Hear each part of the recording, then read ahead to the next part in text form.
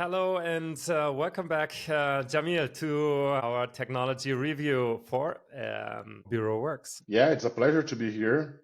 So thank you again for inviting me to this session. Today we will dive into three topics we have discussed before, Yeah. and it's one about project routing. This is a feature for buyers.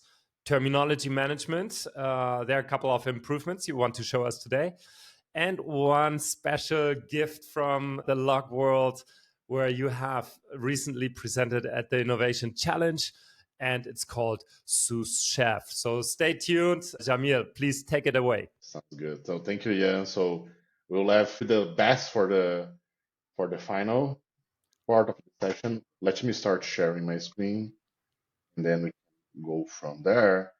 So the first one is what we call project routing. So that's, as you mentioned, that's applicable mostly for end buyers. So and how that works. So end buyers usually work, or sometimes they work with multiple translation agencies, also known as LSPs, right? And then what they have is they have some translation agents that are responsible for some languages or for some workflow steps, and they have to create multiple projects for them. So, for instance, translation agency A is responsible for Japanese, translation agency B for Portuguese, translation agency C for Chinese, right? And then instead of having all the work creating all those projects one by one, uh, they can have a configuration created for multiple projects and start creating them automatically based on those configurations they set. So I will show you how to do it. So from the project, I went into multiple projects, and then I have, in my example, I have just one configuration here that's called demo. I could have multiple. By the way, one thing that's important to emphasize is that if you have one or two languages, that's not to be a lot of work.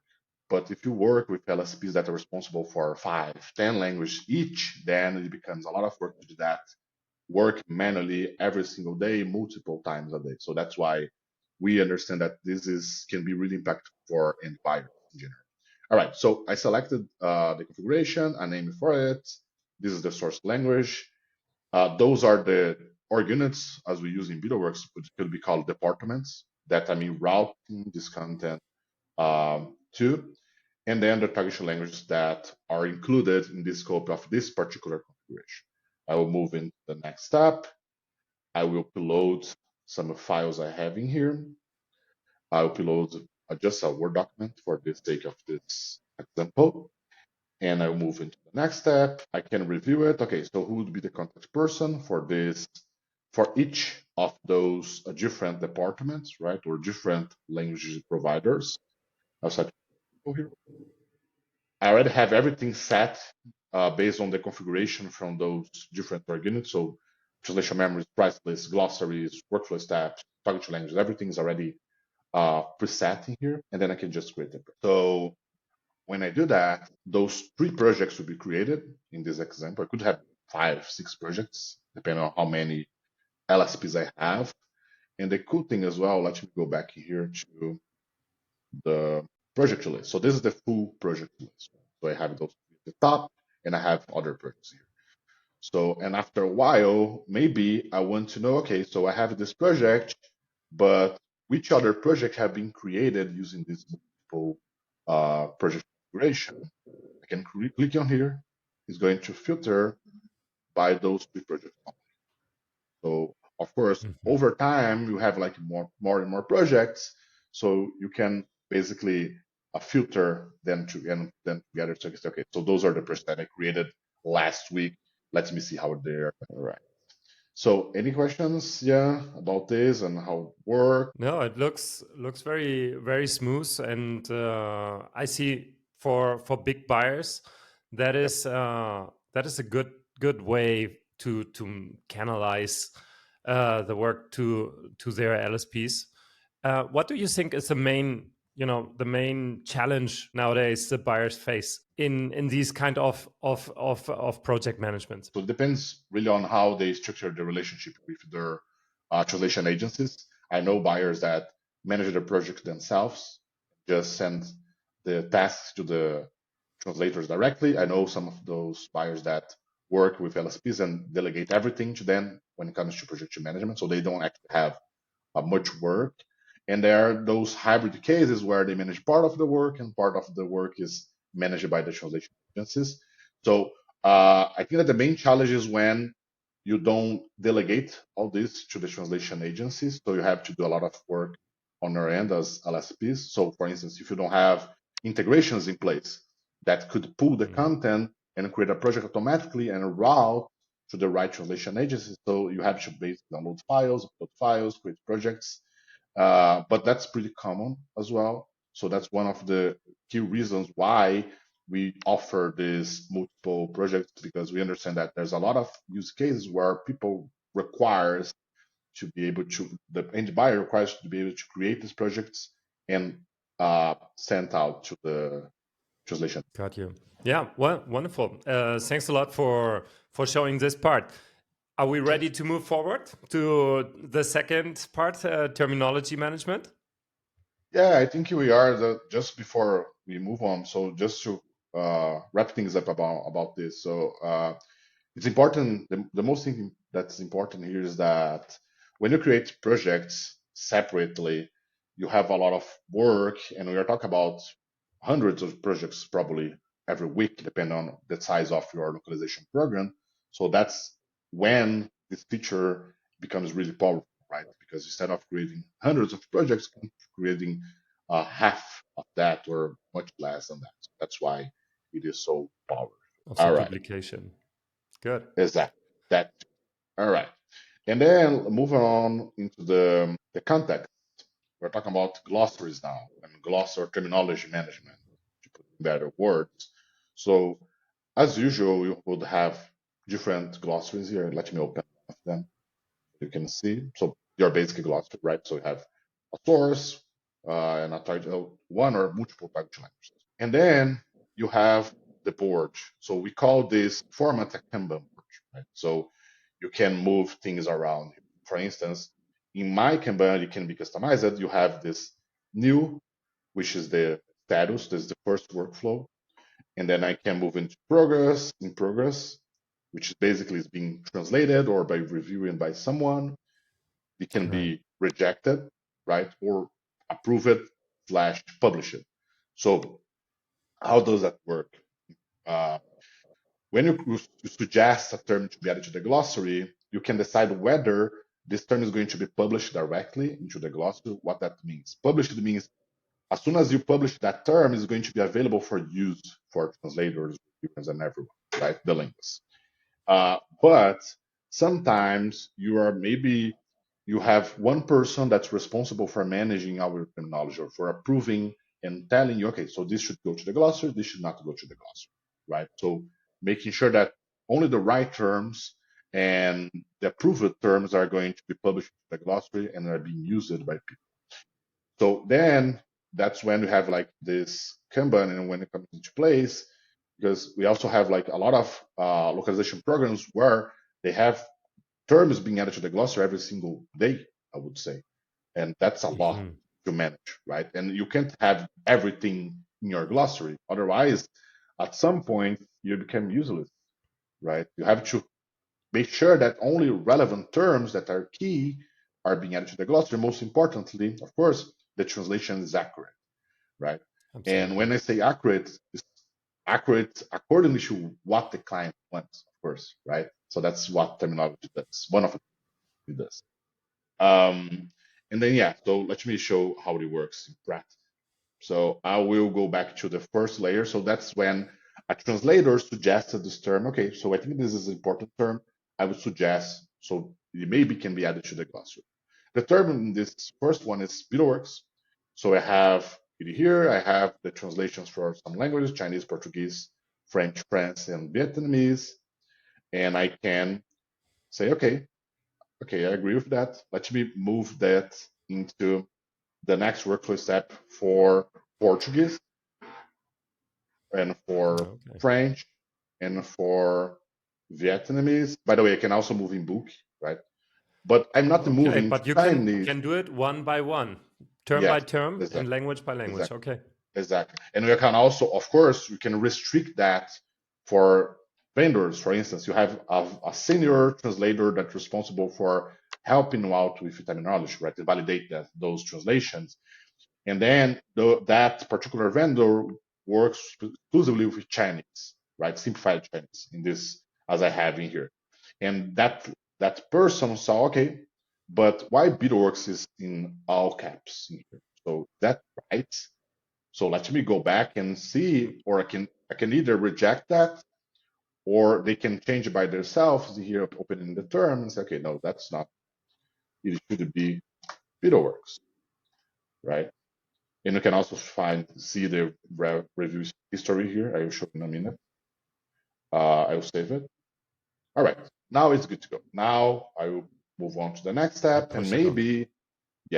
maybe you have, I don't know, an in-country reviewer that's responsible for um, giving the final approval and publishes the glossary. Maybe not. Maybe the senior translator is the person that's already responsible for pushing this from new into publisher. There's no there's no middle steps, right? So they can just right away publish in the context. So maybe the person that's translating these jobs is already a senior translator, and you granted the access to this person to already publish the glossary right away, right? Saying without going into this Kanban process. So that's flexible, and we have a lot of granularity as far as permissions. So you can decide, okay, so this person can only see Chinese or Japanese or Portuguese, or can see everything. You can just suggest terms. They can suggest and publish. They can suggest and approve. You can just publish and so on, right? Hmm. And let me just open here so you can show you.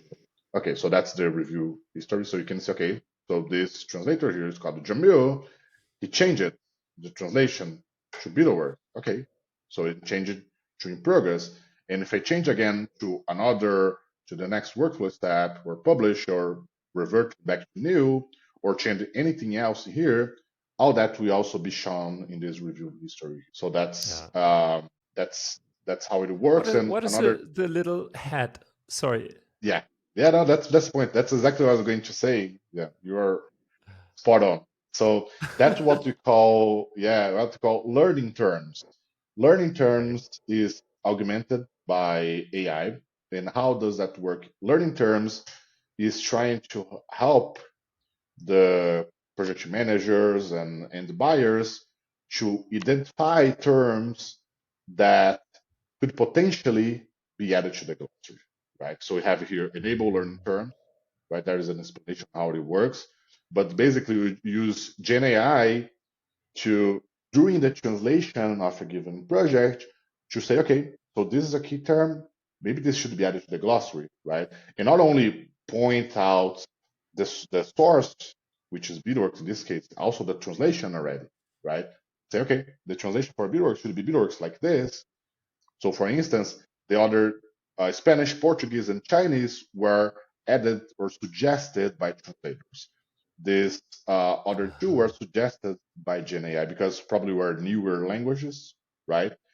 And you could have, and we already see that, you could have the entire workflow proposed by GenAI. Of course, and in the end, the buyer or the senior translator, or whoever is responsible for terminology, is the one saying, okay, this should be published, this should not be published, but you can have GenAI suggesting those terms, right? And as opposed to have maybe ask your linguist to propose terms to get to the glossary whenever they have time. They never have time, right? They're working the translation, focusing on that. Creating glossary requires research and time. So maybe we can leave it to GenAI to propose something, and then we can filter out, okay, let's say that 75% or maybe 100% of those terms suggested are relevant. Hmm. Maybe the rest is not, and we can maybe Jamil, may I ask you one question? So the definitely. terminology extraction by say it's a very tricky exercise, and it costs tons of effort. If I have a big project coming up, Okay. 1 million words, okay, All and right. I want to generate from this 1 million words. There's no way I can generate term base by hand quickly. So Yeah. Gen AI comes into play. How efficient would you say is the term extraction It today? is, yeah, that's a good question. That's pretty accurate based on the feedback that we received so far from people. Of course, I'm not saying that everything that's being suggested may be relevant for your use case, right? Depending on how you manage your terminology, you just want to have some particular terms to be added to it. But the cool thing is that you can tell to GenAI, okay, so what kind of terms are relevant for my use case and try to guide it. Okay, so localization. So we're talking about management, translation, localization, build as a platform.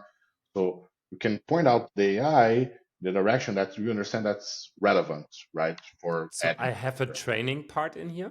Yeah, it's not a training exactly. It's kind of you're basically providing guidelines to the GenAI. Hmm. So that So what would be the suggestion? If I have this project, I would add a couple of terms. I feel comfortable that these are terms, put it into, and then would run Gen AI on the whole yeah. project.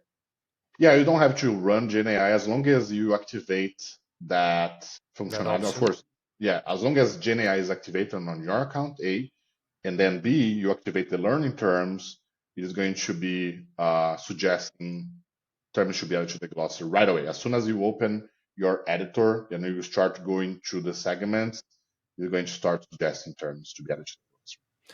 In this process, the translator would be the person who has to select, act, accept or not accept the term here.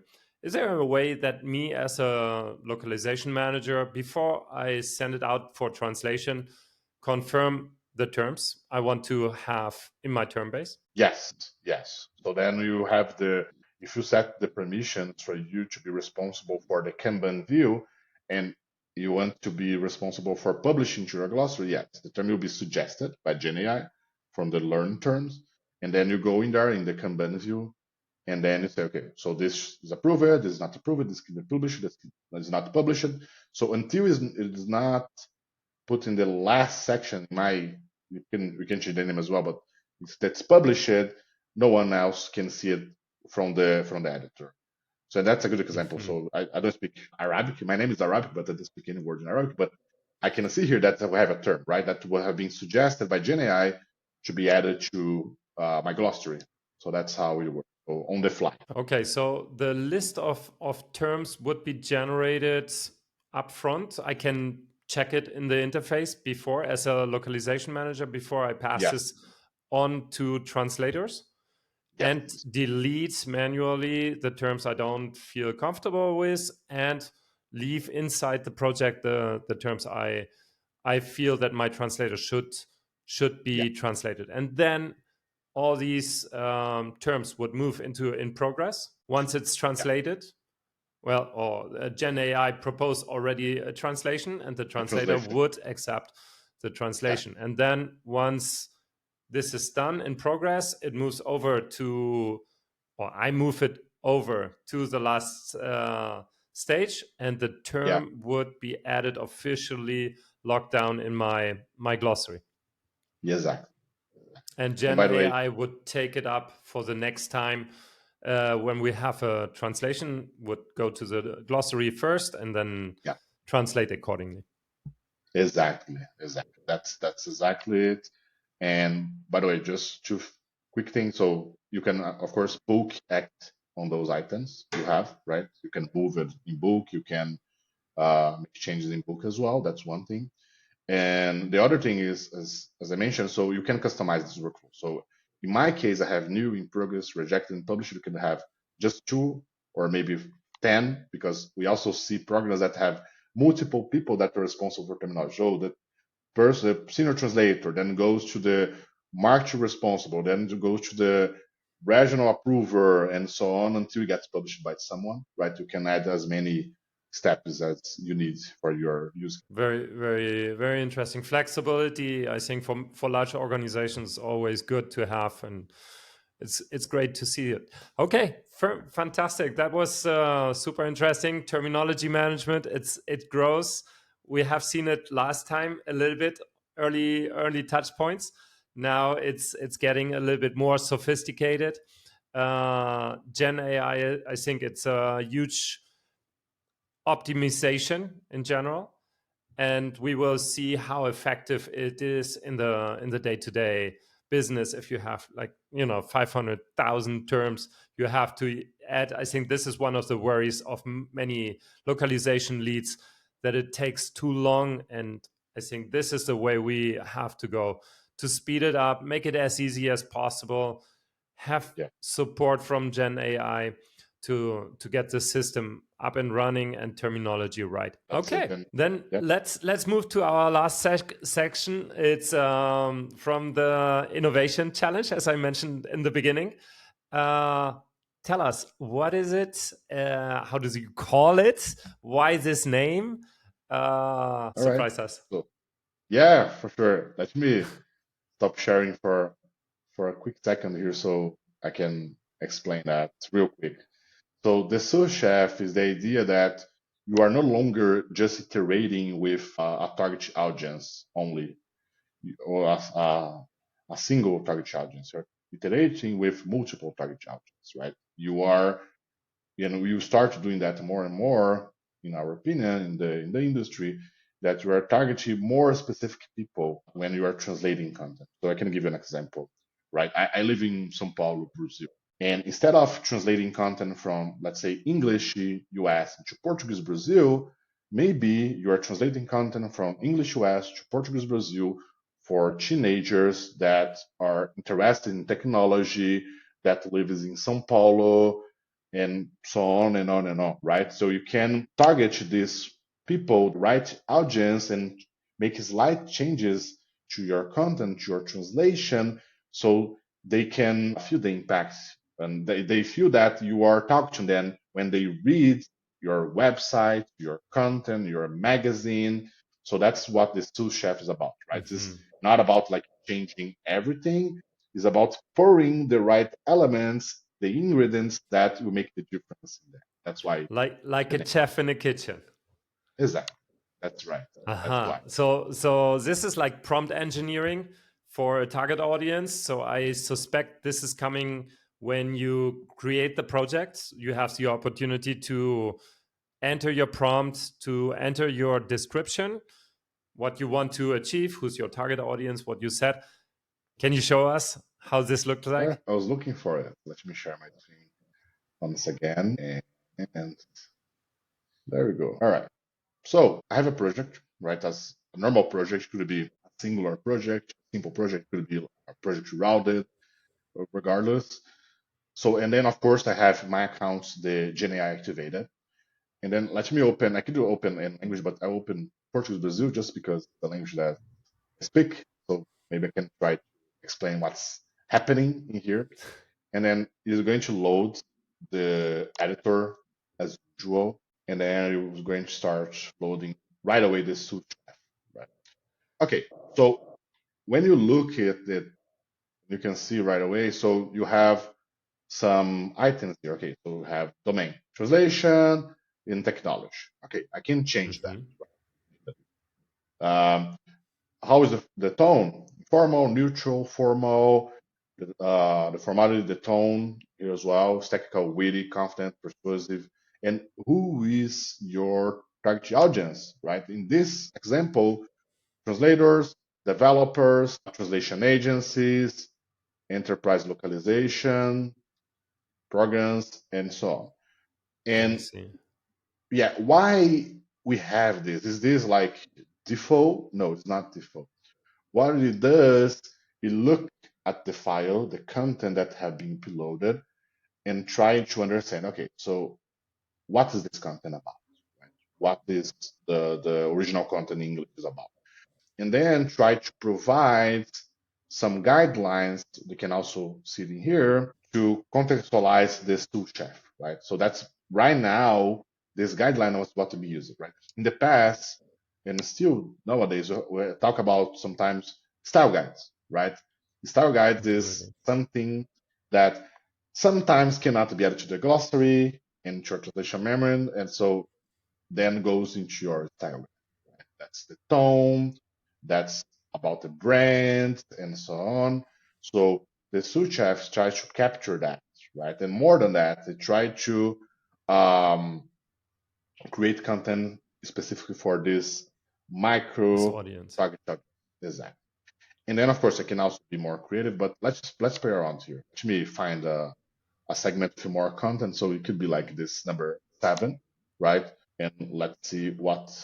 Okay, so first I will click on it, and then I run the generate insightful translation. By the way, this is already being translated by context sensitive. Whenever I click on it, context sensitive is going to It appears. say, okay, so yeah, and then you generate insight translation.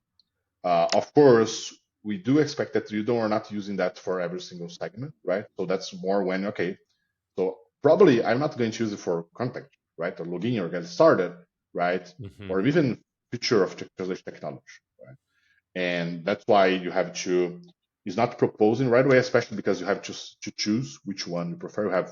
You propose multiple options in here.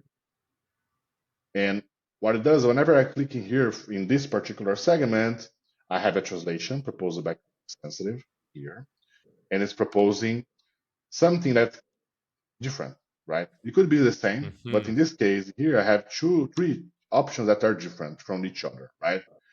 Um, and then, as a linguist, of course, in the end, you were the one making the decision here. And you can say, okay, no, this first one, it looks good. And on that, I don't know if you can see this properly, but at the top, you have the previous workflow, or previous, excuse me, the previous segment. So you have to put in the right context, right? So maybe if you use this suggestion, you want to also update the previous segment to put in the same context, right? And then the next one as well here, which is start now. Then as you go through segments, go to another one here, and then you generate insightful translation. It's going to propose something different. And then, let's say, okay, I went through this, I don't like it. The content, this is a website.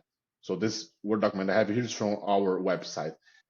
It's not formal. The way we communicate, I'm talking about our company, BetaWorks, is more informal to neutral, right? Some formal when needed, of course, but we try to be closer to people. So when it's possible, we are more informal, right? To be closer to people, people understand that we're talking about to them directly.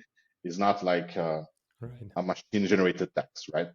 So more informal, uh, more confident, more conversational, or change conversational, and then I change to, I don't know, maybe teenagers. And then I also want to be more creative with it, very creative. Okay. And then let me generate, okay. So now it changed, not completely, but it changed the way this is being translated, right? So, and it's funny because it is also used, it's not exactly a slang, but it's something that teenagers would use, right? This term here, I don't know if there are any Brazilian speakers here. Chique is not commonly used for translation, right? In Portuguese, sophisticated like this, you'd be more common to use it like it is as well, right? So as you Mm. see, like since I put first to be focused on teenagers, and second, I um, I changed the creativity level. It starts making those things that again trying to propose something that will make more sense for teenagers, right? And then you can decide I whether you see. want to apply this or not, like this. Jamil, let me ask you Sure. one thing.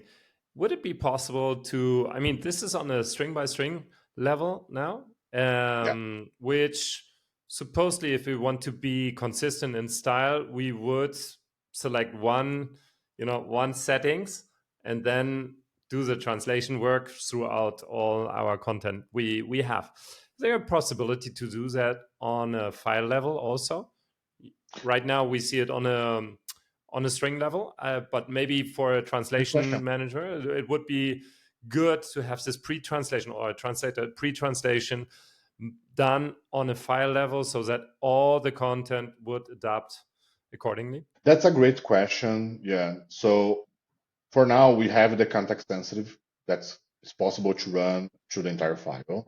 I see as an evolution of this sous-chef, this possibility of pre-translate the entire content with it. So the challenge here would be, okay, so you would need probably at least, I don't know, some inputs other than your translation memory or glossary, because that's already being used by context sensitive, right? To so the this insightful translation can be generated in a way that, okay, I have three here. Okay, which one you would commonly use, right? So it is going to Hmm. learn from you, and then once it learns from you, okay, so Jan is always using this second option, and we are going to, not just because of the second option, of course, right? Because of the tone, because of the way that's being written, and that's what we're going to use to pre-translate the entire content for all the other segments. So yes, I do see this as an evolution of that. Right now, it's case by case that mostly used on these segments that requires um, creativity. And just one more thing, as I mentioned, so I use this translation, right? That's kind of focused on the teenagers. The fun thing is that translation is Miles, that's a semantic verifier, is telling me that I'm using this word. Chic is more colloquial, it's kind of like means fancy or stylish, and that's what Mhm. maybe teenagers would use, right? So it's not wrong. But the cool part is that the what we're doing, we're proposing to the translator something that makes sense based on the content type, and they can of course adjust that as I showed you. And then the translation now is trying to make sense of all this and say, okay, not sure if this is sounding right, right? Because this is not what you would use in general for translations, but this is for teenagers, right? That So is we're trying that's to, your advisor, right? What you have exactly, here, the translation smells, is your language quality assurance exactly. that triggers in and says, "Hey, are you really sure Yeah. you want to use it?" Okay, Yeah, I yeah, it's a see. semantic verifier. It does not mean, of course, that's wrong, but it means, yeah. So you're translating in a way that's different from the source, right? You're deviating from the source. Hmm. Are you sure about it, right? And that's really cool. And yeah, I mean, I see that. So the other segment here also had this The smell. the same thing, because they changed the option they selected here also populate this one here that's also more, let's say, colloquial, informal, and it may change a little bit the meaning, but in here we're trying to be creative, right? So we're not just trying to follow the source exactly word by word. So we're trying to impact teenagers. So maybe this is a good translation for it, right? Okay. So that's So what the it does. translator is empowered. You give suggestions. You have the sous chef Yeah. giving you ingredients for a better translation. You can select. You can manage string by string how the sound of the string should be. I understand that the recommendation is to use it on larger paragraphs or larger sentences because there's where you see the difference, not in short terms. And It, is there, yeah, yeah, yeah, no, I think that's right. You're right. I think that's more when it's like required some layer of creativity or something that you're maybe slogans? not sure. Yeah, you're not sure about. Okay, so what's the best way to translate that for this particular content, right? So maybe you want to a kind of opinion, maybe, right? It can be used in that way as well. So you said this is your website. Is that a good example for the use case of this tool? It's not yet in production, right? We're seeing No, a preview. yeah. So this is in DevOps environment, so it means that it's being tested now for Hmm. our team. So for those features that have like a huge impact to test, of course, for quite a few weeks before releasing to production. That we expect to release that into production around January, right? So we have time to make Okay. adjustments, fine tuning, and then release to the clients whenever it is. We're 1% sure that's working pretty well. It's already working well, but again, we can always have like different use cases where it can be improved. So that's what we're currently working on. Is there any possibility for our listeners to do beta testing or clients of BureauWorks to do beta testing, or is it waiting till January and then they have access and then there's another phase of fine tuning and feedback and so on? That's a great question. So For this particular tool, they can only have access in January because we're still testing it out, but they can subscribe to our free plan, right? So they can start playing around with the platform to get used to that. And then when the time comes and this is available, they can look into that feature. Again, free plan is free forever. So there's no cost associated, no credit card, nothing. So they can use as much as they want. Excellent. So this sous-chef and master chef of translation will be available in January, as you mentioned. And yeah, I hope this was interesting. We saw the project routing in the first part for buyers, a way to optimize their project. We saw the terminology management and how it's powered by AI nowadays as well. Play around with it and stay tuned for sous-chef Jamil and I hope we will see this future features together once it's Yeah. out. And Yeah. if you are testing one of these features, please leave us a comment. If you struggle, if you have any questions about terminology management, about multiple projects at the same time, different vendors, leave a comment in the comments below. And Jamil, that was excellent. Thanks a lot for this month's update, and see you at the latest in a month. Yeah, for sure. So thanks so much, thanks so much everybody for being here. And yeah, one thing that we can do maybe in the future is to bring a translator whenever this is available, so they can give their opinion on that, right? On how that's working for their use case. So we will think about a life with you. yeah, That's great. Thanks a lot, Jamil, for your thank time, you, bye. and happy to have you here. See you next time again. Thank Good. you.